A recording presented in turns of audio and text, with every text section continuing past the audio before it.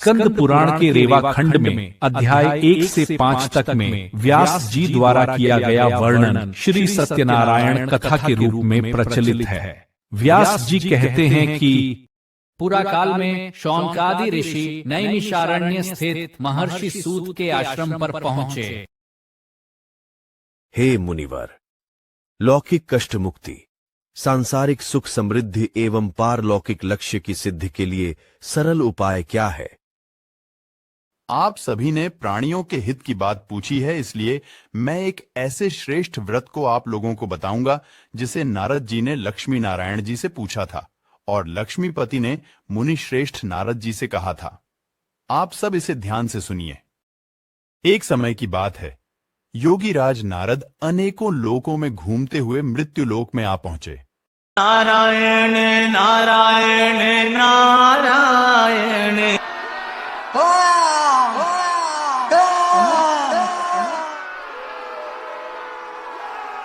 अरे, पृथ्वी लोक पर तो हाहाकार मचा है, लोग बड़े कष्ट में हैं। चलता हूं विष्णु लोक, भगवान विष्णु से उपाय पूछूंगा। नारायण नारायण नारायण नारायण नारायण नारायण नारायण नारायण नारायण। हे चतुर्भुज, हे भक्त वत्सल श्री हरि नारायण, मैं आपके दर्शन को आतुर हूं, कृपा कर दर्शन दीजिए।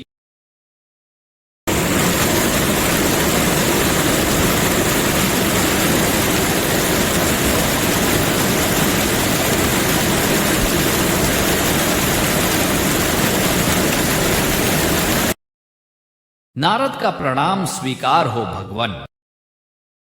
कल्याण मस्तु भक्त नारद, कहिए क्या खबर लाए हैं? हे भगवान, पृथ्वी लोक में लोग अपने ही किए कर्मों के कारण घोर कष्ट पा रहे हैं। कृपा कर ऐसा उपाय बताइए कि उनका दुख दूर हो तथा मनोवांछित फल की प्राप्ति हो। मैं आपके लोक कल्याण की भावना से प्रसन्न होकर दुखों से निवृत्ति का उपाय बता रहा हूं, ध्यानस्थ होकर सुनिए।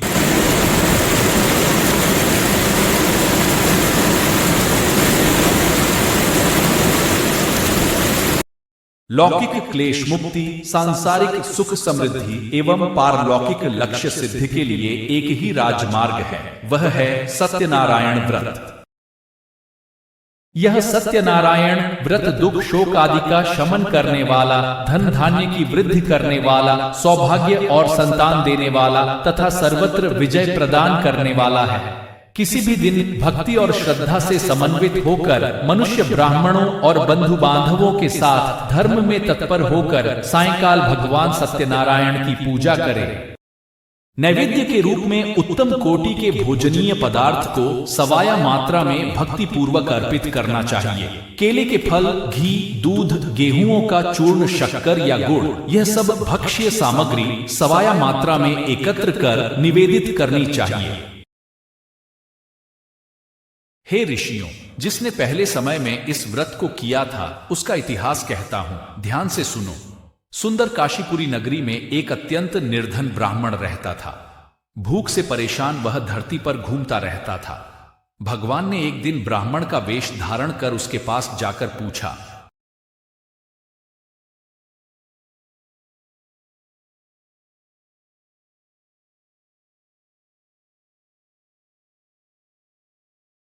हे विप्र, नित्य दुखी होकर तुम पृथ्वी पर क्यों घूमते हो? मैं निर्धन ब्राह्मण हूँ, भिक्षा के लिए धरती पर घूमता हूँ। हे भगवान, यदि आप इसका कोई उपाय जानते हो तो बताइए। सत्यनारायण भगवान मनोवांछित फल देने वाले हैं, इसलिए तुम उनका पूजन करो। इसे करने से मनुष्य सभी दुखों से मुक्त हो जाता है। वृद्ध ब्राह्मण बनकर आए सत्यनारायण भगवान उस निर्धन ब्राह्मण को व्रत का सारा विधान बताकर अंतर्धान हो गए। ब्राह्मण मन ही मन सोचने लगा कि जिस व्रत को वृद्ध ब्राह्मण करने को कह गया है मैं उसे जरूर करूंगा। यह निश्चय करने के बाद उसे रात में नींद नहीं आई। वह सवेरे उठकर सत्यनारायण भगवान के व्रत का निश्चय कर भिक्षा के लिए चला गया। उस दिन निर्धन ब्राह्मण को भिक्षा में बहुत धन मिला, जिससे उसने बंधु बांधवों के साथ मिलकर श्री सत्यनारायण भगवान का व्रत संपन्न किया। भगवान सत्यनारायण का व्रत संपन्न करने के बाद वह निर्धन ब्राह्मण सभी दुखों से छूट गया और अनेक प्रकार की संपत्तियों से युक्त हो गया। उसी समय से यह ब्राह्मण हर माह इस व्रत को करने लगा। इस तरह से सत्यनारायण भगवान के व्रत को जो मनुष्य करेगा वह सभी प्रकार के पापों से छूटकर मोक्ष को प्राप्त होगा। जो मनुष्य इस कथा को सुनेगा वह भी सभी दुखों से मुक्त हो जाएगा। हे विप्रो, नारद जी से नारायण जी का कहा हुआ श्री सत्यनारायण व्रत को मैंने तुमसे कहा, मैं अब और क्या कहूं? हे मुनिवर, संसार में उस विप्र से सुनकर और किस किस ने इस व्रत को किया, हम सब इस बात को सुनना चाहते हैं। इसके लिए हमारे मन में श्रद्धा का भाव है।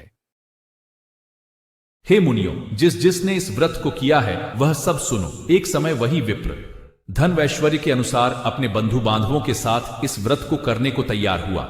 उसी समय एक लकड़ी बेचने वाला बूढ़ा आदमी आया और लकड़ियां बाहर रखकर अंदर ब्राह्मण के घर में गया। प्यास से दुखी वह लकड़हारा उनको व्रत करते देख विप्र को नमस्कार कर पूछने लगा कि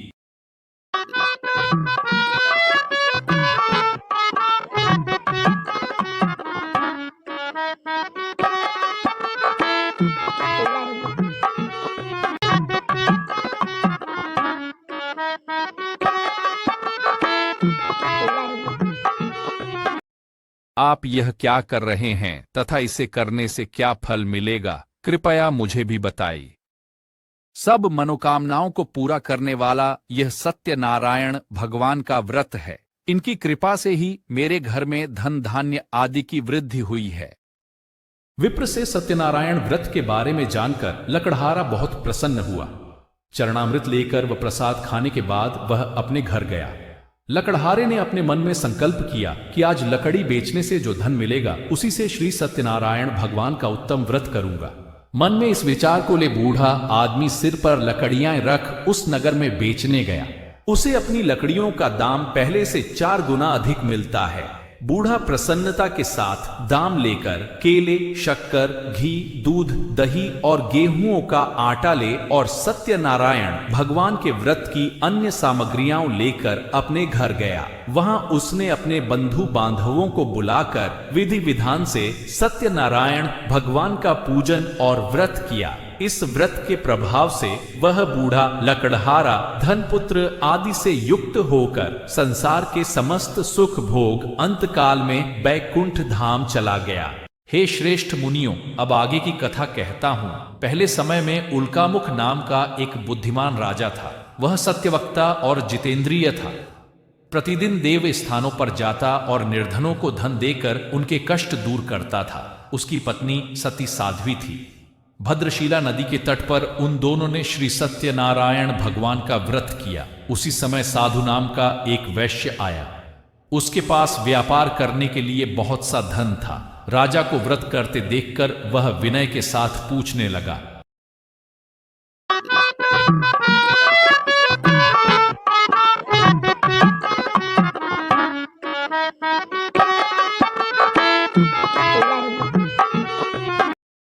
हे राजन, भक्ति भाव से पूर्ण होकर आप यह क्या कर रहे हैं? मैं सुनने की इच्छा रखता हूं, तो आप मुझे बताइए। हे साधु, अपने बंधु बांधवों के साथ पुत्रादि की प्राप्ति के लिए एक महाशक्तिमान श्री सत्यनारायण भगवान का व्रत व पूजन कर रहा हूं। हे राजन, मुझे इस व्रत का सारा विधान कहिए। आपके कथनानुसार मैं भी इस व्रत को करूंगा। मेरी भी संतान नहीं है और इस व्रत को करने से निश्चित रूप से मुझे संतान की प्राप्ति होगी। राजा से व्रत का सारा विधान सुन व्यापार से निवृत्त हो वह अपने घर गया। साधु वैश्य ने अपनी पत्नी को संतान देने वाले इस व्रत का वर्णन कह सुनाया और कहा कि जब मेरी संतान होगी तब मैं इस व्रत को करूंगा। साधु ने इस तरह के वचन अपनी पत्नी लीलावती से कहे। भगवान की अनुकंपा से उसके घर एक सुंदर कन्या ने जन्म लिया। दिनों दिन वह ऐसे बढ़ने लगी जैसे कि शुक्ल पक्ष का चंद्रमा बढ़ता है। माता पिता ने अपनी कन्या का नाम कलावती रखा। एक दिन लीलावती ने मीठे शब्दों में अपने पति को याद दिलाया कि आपने सत्यनारायण भगवान के जिस व्रत को करने का संकल्प किया था उसे करने का समय आ गया है, आप इस व्रत को करिए। साधु बोला कि हे प्रिय, इस व्रत को मैं उसके विवाह पर करूंगा। इस प्रकार अपनी पत्नी को आश्वासन देकर वह नगर को चला गया। कलावती पिता के घर में रह वृद्ध को प्राप्त हो गई। साधु ने एक दिन अपने दूत को बुलाया और कहा कि मेरी कन्या के योग्य वर देख कर आओ। साधु की बात सुनकर दूत कंचन नगर में पहुंचा और वहां देखभाल कर लड़की के सुयोग्य वाणिक पुत्र को ले आया। सुयोग्य लड़की को देख साधु ने बंधु बांधवों को बुलाकर अपनी पुत्री का विवाह कर दिया। लेकिन दुर्भाग्य की बात यह कि साधु ने अभी भी श्री सत्यनारायण भगवान का व्रत नहीं किया। इस पर श्री भगवान क्रोधित हो गए और श्राप दिया कि साधु को अत्यधिक दुख मिले। अपने कार्य में कुशल साधु बनिया जमाई को लेकर समुद्र के पास स्थित होकर रत्नासरपुर नगर में गया। वहां जाकर दामाद ससुर दोनों मिलकर चंद्रकेतु राजा के नगर में व्यापार करने लगे। एक दिन भगवान सत्यनारायण की माया से एक चोर राजा का धन चुराकर भाग रहा था। उसने राजा के सिपाहियों को अपना पीछा करते देख चुराया हुआ धन वहां रख दिया जहां साधु अपने जमाई के साथ ठहरा हुआ था। राजा के सिपाहियों ने साधु वैश्य के पास राजा का धन पड़ा देखा तो वह ससुर जमाई दोनों को बांधकर प्रसन्नता से राजा के पास ले गए और कहा कि उन दोनों चोरों हम पकड़ लाए हैं, आप आगे की कार्यवाही की आज्ञा दें। राजा की आज्ञा से उन दोनों को कठिन कारावास में डाल दिया गया और उनका सारा धन भी उनसे छीन लिया गया। श्री सत्यनारायण भगवान से श्राप से साधु की पत्नी भी बहुत दुखी हुई। घर में जो धन रखा था उसे चोर चुरा ले गए। शारीरिक तथा मानसिक पीड़ा व भूख प्यास से अति दुखी हो अन्न की चिंता में कलावती एक ब्राह्मण के घर गई। वहां उसने श्री सत्यनारायण भगवान का व्रत होते देखा, फिर कथा भी सुनी। वह प्रसाद ग्रहण कर वह रात को घर वापिस आई। कलावती ने अपनी माता से कहा, हे माता, मैंने एक ब्राह्मण के घर में श्री सत्यनारायण भगवान का व्रत देखा है। कन्या के वचन सुन लीलावती भगवान के पूजन की तैयारी करने लगी। लीलावती ने परिवार व बंधुओं सहित सत्यनारायण भगवान का पूजन किया और उनसे वर मांगा कि मेरे पति तथा जमाई शीघ्र घर आ जाए। साथ ही यह भी प्रार्थना की कि हम सबका अपराध क्षमा करें। श्री सत्यनारायण भगवान इस व्रत से संतुष्ट हो गए और राजा चंद्रकेतु को सपने में दर्शन दे कहा कि हे राजन, तुम उन दोनों वैश्यों को छोड़ दो और तुमने उनका जो धन लिया है उसे वापस कर दो। राजा को यह सब कहकर वह अंतर्धान हो गए। प्रातः काल सभा में राजा ने अपना सपना सुनाया, फिर बोले कि बणिक पुत्रों को कैद से मुक्त कर सभा में लाओ। दोनों ने आते ही राजा को प्रणाम किया। राजा मीठी वाणी में बोला, हे महानुभावों, भाग्यवश ऐसा कठिन दुख तुम्हें प्राप्त हुआ है, लेकिन अब तुम्हें कोई भय नहीं है।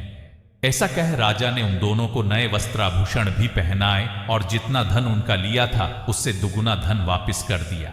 वैश्य ने मंगलाचार कर अपनी यात्रा आरंभ की और अपने नगर की ओर चल दिए। उनके थोड़ी दूर जाने पर एक दंडी वेशधारी श्री सत्यनारायण ने उनसे पूछा, हे साधु, तेरी नाव में क्या है? अभिमानी वणिक हंसता हुआ बोला, हे दंडी, आप क्यों पूछते हो? क्या धन लेने की इच्छा है? मेरी नाव में तो बेल व पत्ते भरे हुए हैं। वैश्य के कठोर वचन सुन भगवान बोले, तुम्हारा वचन सत्य हो। दंडी ऐसे वचन कह वहां से दूर चले गए। कुछ दूर जाकर समुद्र के किनारे बैठ गए। दंडी के जाने के बाद साधु वैश्य ने नित्य क्रिया के पश्चात नाव को ऊंची उठते देखकर अचंभा माना और नाव में बेलपत्ते आदि देख वह मूर्छित हो जमीन पर गिर पड़ा। मूर्छा खुलने पर वह अत्यंत शोक में डूब गया। तब उसका दामाद बोला कि आप शोक ना मनाएं, यह दंडी का शाप है, इसलिए हमें उनकी शरण में जाना चाहिए, तभी हमारी मनोकामना पूरी होगी। दामाद की बात सुनकर वह दंडी के पास पहुंचा और अत्यंत भक्तिभाव नमस्कार करके बोला, मैंने आपसे जो जो असत्य वचन कहे थे उनके लिए मुझे क्षमा दें। ऐसा कहकर महान शोकातुर हो रोने लगा। तब दंडी भगवान बोले, हे वणिक पुत्र, मेरी आज्ञा से बार बार तुम्हें दुख प्राप्त हुआ है। तू मेरी पूजा से विमुख हुआ। साधु बोला, हे भगवान, आपकी माया से ब्रह्मा आदि देवता भी आपके रूप को नहीं जानते, तब मैं अज्ञानी कैसे जान सकता हूं? आप प्रसन्न होइए। अब मैं सामर्थ्य के अनुसार आपकी पूजा करूंगा। मेरी रक्षा करो और पहले के समान नौका में धन भर दो। साधु वैश्य के भक्तिपूर्वक वचन सुनकर भगवान प्रसन्न हो गए और उसकी इच्छानुसार वरदान देकर अंतर्धान हो गए। ससुर जमाई जब नाव पर आए तो नाव धन से भरी हुई थी। फिर वहीं अपने अन्य साथियों के साथ सत्यनारायण भगवान का पूजन कर अपने नगर को चल दिए। जब नगर के नजदीक पहुंचे तो दूत को घर पर खबर करने के लिए भेज दिया। दूत साधु की पत्नी को प्रणाम कर कहता है कि मालिक अपने दामाद सहित नगर के निकट आ गए हैं।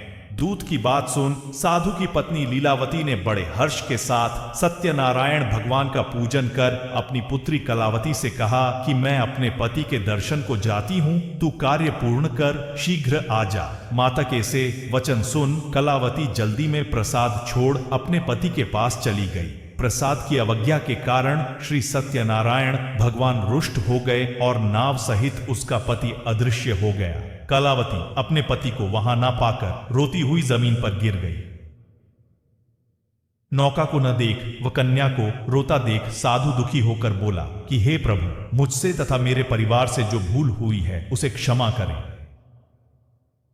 साधु के दीन वचन सुनकर श्री सत्यनारायण भगवान प्रसन्न हो गए और आकाशवाणी हुई, हे साधु, तेरी कन्या मेरे प्रसाद को छोड़कर आई है, इसलिए उसका पति अदृश्य हो गया है। यदि वह घर जाकर प्रसाद खाकर लौटती है तो इसे इसका पति अवश्य मिलेगा। इसी आकाशवाणी सुन कलावती घर पहुंचकर प्रसाद खाती है और फिर आकर अपने पति के दर्शन करती है।